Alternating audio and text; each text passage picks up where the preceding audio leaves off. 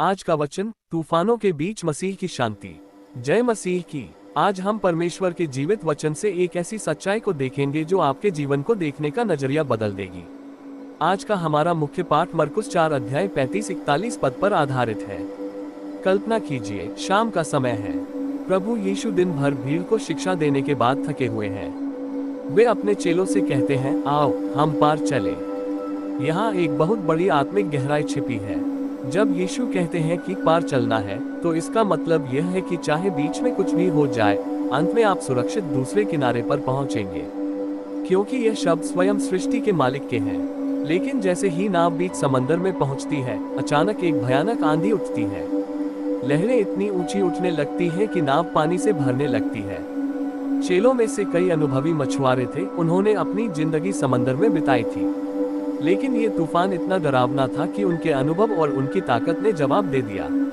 वे मौत के डर से कांपने लगे। हमारे जीवन में भी कई बार ऐसे अचानक तूफान आते हैं, अचानक बीमारी, अचानक आर्थिक तंगी या अचानक कोई दुखद समाचार। उस समय हमें लगता है कि हमारा अनुभव और हमारी मेहनत बेकार हो गई। परंतु इस भयानक मंजर के बीच यीशु कहाँ थे? बाइबल कहती है कि वे नाव के पिछले भाग में तकिया लगाकर सो रहे थे। ये दृश्य सोचने पर मजबूर करता है। चारों तरफ मौत का शोर है और यीशु गहरी शांति में सो रहे हैं। ये हमें सिखाता है कि जो स्वर्ग की शांति में रहता है, उसे धरती का तूफान विचलित नहीं कर सकता। यीशु जानते थे कि वे कौन हैं और पिता परमेश्वर उनके साथ है। चेले घबराकर यीशु को जगाते हैं और कहते हैं, हे गुरु, क्या तुझे चिंता नहीं कि हम नाश हुए जाते हैं? ये सवाल आज हम सबका भी होता है। जब प्रार्थनाओं का उत्तर मिलने में देरी होती है, तो हम सोचते हैं कि क्या परमेश्वर को हमारी परवाह है। लेकिन याद रखिए, यीशु नाव में सो रहे थे, पर वे नाव से बाहर नहीं थे। वे आपके संकट के समय आपके साथ ही होते हैं। यीशु उठे और उन्होंने न तो लहरों की गिनती की, न ही बादलों को देखा। उन्होंने बस आंधी को डांटा और कहा, शांत रह, थम जा। और उसी क्षण एक बड़ा सन्नाटा छा गया। हवा और लहरें, जो किसी के बस में नहीं थी, अपने सृष्टिकर्ता की आवाज सुनकर एक छोटे बच्चे की तरह खामोश हो गईं। यहाँ गहरे आत्मिक अर्थ को समझिए। आपका तूफान आपकी आवाज से नहीं थमेगा, लेकिन यदि आपके भीतर यीशु की आवाज है, तो तूफान को झुकना ही पड़ेगा। यीशु ने चेलों से एक चुभता हुआ सवाल किया, तुम क्यों डरते हो? क्या तुम्हें अब तक विश्वास नहीं? असल में डर वहाँ पैदा होता है जहाँ विश्वास खत्म होता है। विश्वास का मतलब यह नहीं कि तूफान नहीं आएगा, बल्कि विश्वास का मतलब यह है कि तूफान के बावजूद नाव नहीं डूबेगी, क्योंकि जीवन का स्वामी उस नाव में सवार है। अंत में चेलों ने आपस में कहा, ये कौन है कि आंधी और पानी भी उसकी आज्ञा मानते हैं? आज यह वचन आपसे यही कहता है, वही यीशु जो उस दिन नाव में थे, आज पवित्र आत्मा के रूप में आपके साथ है।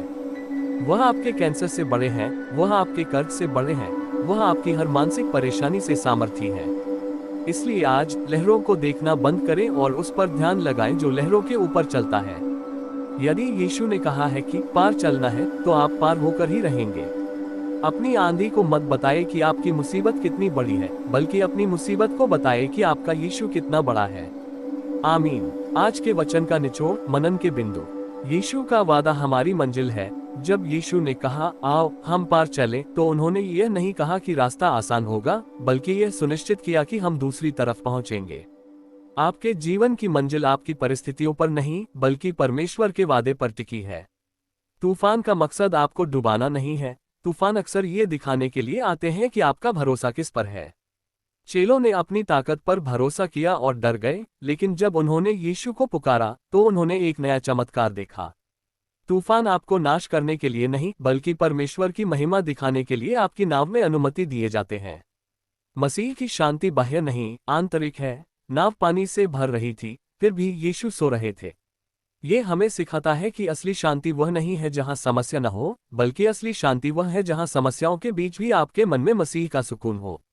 अधिकार का प्रयोग करें। यीशु ने आंधी को डांटा। एक विश्वासी के रूप में आपको भी अपनी परिस्थितियों के सामने हार नहीं माननी है, बल्कि मसीह के नाम में अधिकार के साथ प्रार्थना करनी है।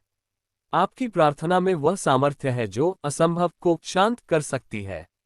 डर बनाम विश्वास। डर हमें भविष्य की चिंता में डालता है, जबकि विश्वास हमें वर्तमान में सुरक्षित रखता है।